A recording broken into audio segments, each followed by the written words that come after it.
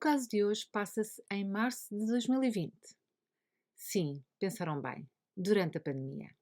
Barcelona é uma cidade vazia, sem ninguém nas ruas. A taxa de criminalidade tinha descido a uma quinta parte. Os corpos de segurança garantiam o respeito pelas normas impostas pelo governo. Foram 15 dias de estado de alerta que passaram a 3 meses. Durante este tempo, as pessoas só podiam sair para fazer compras de comida.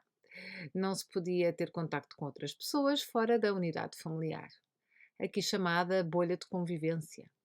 Passear os cães, tudo bem. Deslocações teriam de ser totalmente justificadas e documentadas. Nessa altura, com um grupo de costureiras solidárias, Als Angeles de la Julieta, Anjos da Julieta em português, fizemos milhares de máscaras 100% com tecidos de algodão, doados por uma marca de renome para doar ao Hospital Canruti, já falado no primeiro episódio do podcast. Eu tinha autorização por parte dos moços de esquadra para subir ao hospital, de autocarro cedido pelo Ajuntamento, a Câmara Municipal cá do sítio, e entregar ao pessoal médico todas as nossas coisitas fofas. Era um momento de reflexão. Tudo estava deserto, ninguém nas ruas, toda a gente em casa protegida de contágios, mas na rua ainda havia gente. Gente que não tinha casa para se refugiar, os sem-abrigo. A rua era o seu lar. Existiam cerca de 1.200 pessoas que tinham a rua como a sua casa. O único património que possuíam era uma caixa de cartão e um saco-cama. Alguns ainda um colchão, enquanto outros dormiam em bancos de jardim. Os serviços sociais reduziram as operações e recomendaram estar sempre sozinhos. Mais tarde viriam a dizer para estar sempre acompanhados, mas lá chegaremos. A segunda história do podcast, o podcast Feta à Catalunha, passa-se na cidade de Condal, Barcelona. Pois bem, arrancamos.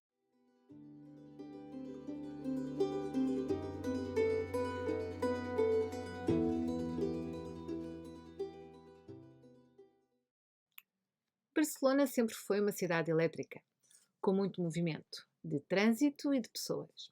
E em março de 2020 era uma cidade totalmente sem vida. As principais artérias da cidade estavam sem carros.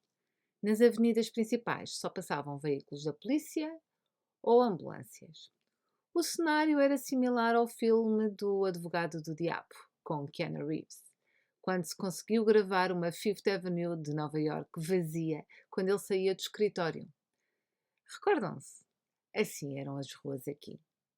Uma noite, ao passear o cão, uma senhora passa por um sem-abrigo a dormir na entrada de um supermercado fechado, na rua Sardanha 278, bairro da Eixample, centro da cidade. Já era conhecido pelo resto dos vizinhos, levava aí uns 6 meses e não incomodava ninguém. Ao regressar do passeio, fazendo o mesmo trajeto, repara que o homem continuava deitado, mas com o pescoço coberto de sangue. Liga de imediato ao 112, que chega muito rápido. Quando chega a ambulância, somente podem confirmar o óbito. Não havia já nada a fazer. A polícia veda toda a área, verificam os seus pertences e veem que tinha um grande corte no pescoço. Foi degolado enquanto dormia e não lhe deu oportunidade para defender-se. O forense declara que se trata de uma morte homicida. Não há forma de ver impressões digitais, já que foi tudo passado na rua. Encontram, sim, uma faca que está próximo do corpo, que é recolhida para análise. Primeira hipótese, uma briga ou uma vingança. Poderia ser também uma pessoa sem abrigo. Encontra-se um DNI.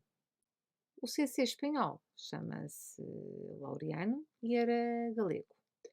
A vizinha, dona do cão, que quando saiu estava vivo e ao voltar estava já ferido, chamou-lhe a atenção um indivíduo que passava em direção contrária. A polícia patrulha a zona e finalmente encontram este suspeito a 700 metros do local do crime. Havia muitas contradições e sem justificação plausível para estar na zona. Recorde-se que todas as deslocações deviam estar documentadas e justificadas nesta altura. Decidem detê-lo e apresentá-lo ao juiz. Não é permitido manter uma pessoa detida mais de 72 horas. E ao não encontrar indícios de culpabilidade deste homem, é declarado inocente e posto em liberdade. A polícia volta à casa de partida. Este crime é o primeiro a acontecer numa cidade confinada, o que não facilita a investigação, porque há poucas ou inexistentes testemunhas. Não existia nenhuma câmara de vigilância nesse edifício. Há algumas pela rua e vê-se uma figura do outro lado da estrada. Mas é de noite. Está a preto e branco, o que não ajuda a nada. O Laureano era da Galiza, não tinha qualquer contacto com a família.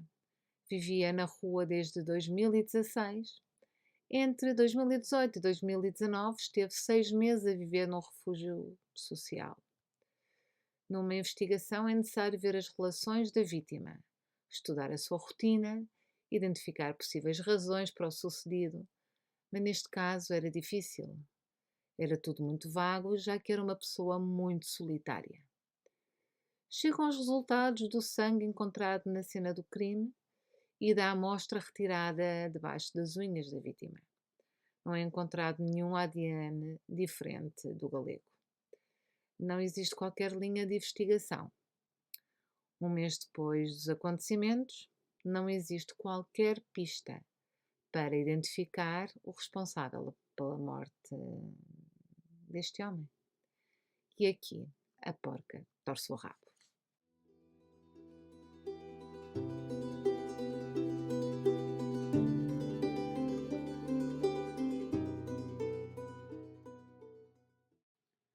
No dia 16 de abril, pela tarde, no auditório de Barcelona, mais exatamente na rua Lepante, é encontrada uma outra pessoa sem abrigo morta. São alertados os seguranças do auditório pelos também indigentes na zona. Liga-se de imediato ao 112 e as respectivas equipas chegam ao local. A vítima é jovem, tem cerca de 20 anos, tem bastantes traumatismos na cabeça realizados com algo contundente. O responsável da equipa de investigação identifica semelhanças com o caso anterior, sem abrigo e totalmente isolado. Existem marcas de sangue na parede que se encontra atrás do corpo, que mostram um movimento de projeção, o que significa que o agressor atacou esta pessoa de cima para baixo, o que confirma que o jovem estava deitado e possivelmente a dormir ou simplesmente a descansar. Os paramédicos indicam que quando chegaram ao local encontraram a vítima de barriga para baixo e que a voltaram para fazer as manobras de reanimação, mas sem sucesso. Foi declarado o óbito no mesmo momento. A barra de ferro que foi usada é idêntica àquelas barras finas que se podem encontrar nas obras, aquelas que têm um género de espiral a toda a volta. Pela forma da arma, vê-se que seria difícil retirar algum tipo de impressões digitais, já que a superfície não é plana. Dentro de uma bolsa de pôr à cintura encontram um relógio e documentação em nome de Imad, um jovem marroquino de 21 anos. Posteriormente, as impressões digitais irão confirmar que Imad é a pessoa assassinada. O corpo é levado para o Instituto de Medicina Legal, enquanto os polícias interrogam as duas pessoas que encontraram a vítima. O aviso foi dado por dois indigentes que conheciam a vítima. Uma das pessoas é Jean-Pierre, um jovem francês, de quem falaremos um pouco mais à frente. O Imad vivia há uns meses naquela zona do auditório. Tinha tido alguns conflitos com outros sem-abrigo, por temas territoriais, mas nada importante. É algo relativamente comum dentro desta comunidade. Jean-Pierre e Jessie não passam nenhuma informação importante para a razão do crime. Conheciam a vítima há uns 2 meses, nunca a tinham visto a falar com ninguém. Nesse dia, tinham passado por ela pela 1 da tarde e estava em perfeitas condições. No regresso, às 3h30, Jessie aproximou-se para pedir uma tesoura para cortar o cabelo à outra testemunha e encontra-a já morta. Neste momento, avisam os seguranças do auditório para ligar ao 112. Os seguranças confirmam a versão.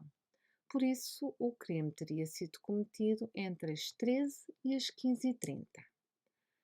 O auditório possuía câmaras de vigilância e, por essa razão, foi possível visualizar que, pelas 14h20, um indivíduo aproximava-se da zona e começava a agredir com um ferro a vítima que estava deitada.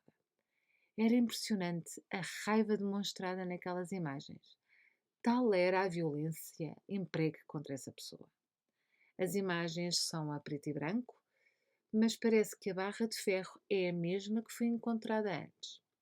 Parece que a pessoa agredida está a dormir e que, tal como o primeiro caso, não tem qualquer possibilidade de se defender. O ataque dura cerca de 1 minuto. Atira a barra para o chão e vai-se embora. Através das câmaras da zona conseguem fazer o trajeto do caminho do culpado, tal como ver a roupa que este levava. Tem um gorro encarnado com o escudo do Barça, óculos de sol, um colete e uns calções por cima de umas calças de fato de treino.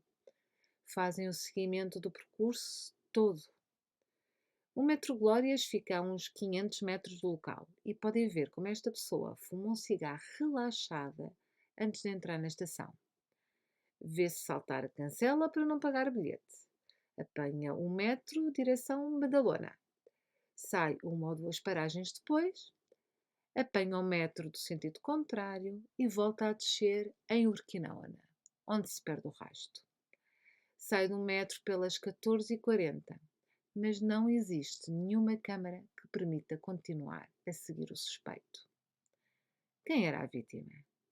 Imad, como se disse antes, tinha 21 anos, não tinha familiares nem qualquer relação com os serviços sociais da Catalunha. Viveu 5 anos no centro de menores em Melilla, uma das cidades autonómicas de Espanha, situada em território africano. Quando fez 18 anos, veio a Barcelona para tentar encontrar uma vida melhor. Era uma pessoa muito vulnerável, o mesmo perfil que Laureano.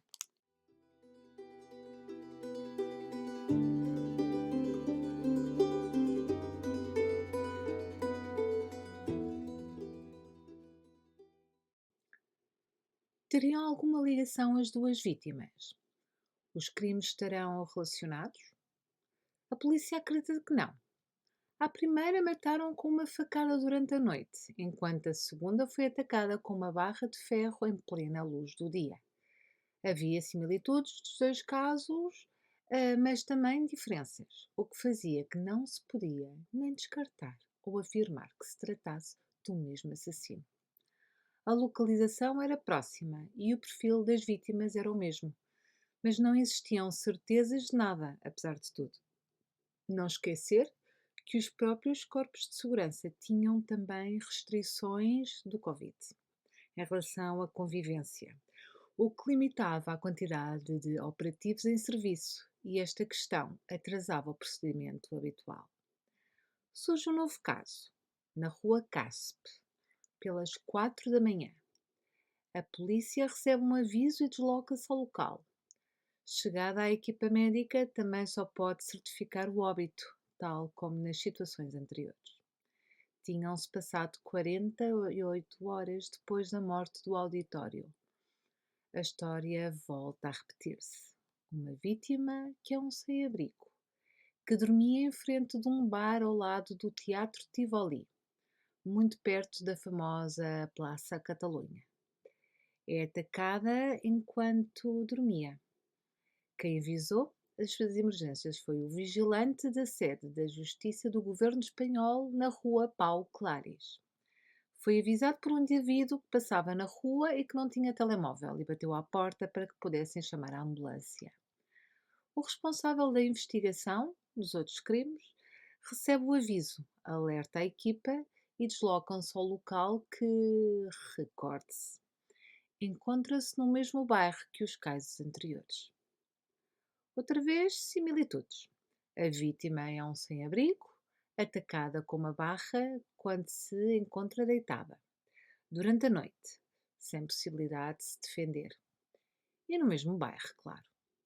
Apresenta feridas na cabeça, mas não tão abertas como as do segundo crime. Quem é esta pessoa? É um homem de 67 anos, chama-se Juan Ramón. Nasceu em Aragón, a região vizinha da Catalunha, mas vivia na rua em Barcelona desde 2012. Dormia há uns meses em frente ao Departamento de Justiça. O vigilante do edifício conhecia-o bem. Conversavam regularmente e, como havia uma máquina de vending dentro, muitas vezes trazia-lhe café ou outra bebida quente. Via-se que era uma boa pessoa, educada, agradecida e que não fazia mal a ninguém. Ficava sempre satisfeita quando o via, porque passava todo o dia sozinho e assim sempre tinha alguém para falar um pouco. Examinando o corpo, o forense indica que encontrava-se de barriga para cima, sem quaisquer feridas defensivas. A cabeça apresentava as tais feridas referidas anteriormente. A arma era um cabo de madeira, como de um martelo ou pá, e foi encontrada a 5 metros do corpo. Tanto o edifício como os estabelecimentos comerciais vizinhos possuem câmaras de vigilância, o que permitiu ver a sequência completa do crime e identificar o assassino. As imagens também são a preto e branco, mas vê-se de forma nítida como um homem tira um pau da mochila e começa a agredir a pessoa que se encontra deitada a dormir. Algo que surge nestas imagens é que o indivíduo leva um gorro com o escudo do Barça, tal como foi visto no acontecimento do auditório. Em resumo, vitimologia. As três pessoas sem abrigo em situação de vulnerabilidade. No mesmo bairro, a mesma forma de agressão em dois casos. O ataque produz-se enquanto dormem, sem possibilidade de se defender. As análises só identificam sangue e ADN do Juan Ramón e nada que destapar do culpado. Fala-se então de um assassino em série, alguém que realiza 3 assassinatos num período de um mês em diferentes episódios separados por dias ou semanas. É o segundo caso de serial killer em Barcelona. O primeiro foi em 2006. Alguém andava a matar idosas e o nome do caso era Mata-Iaias. Em português quer dizer mata-vovós. Hoje ficamos por aqui. Espero que estejam a gostar. Convido-os a pôr um like e a seguir o meu canal. Volto na próxima quinta-feira com mais um episódio de Podcast, o podcast feito à Catalunha.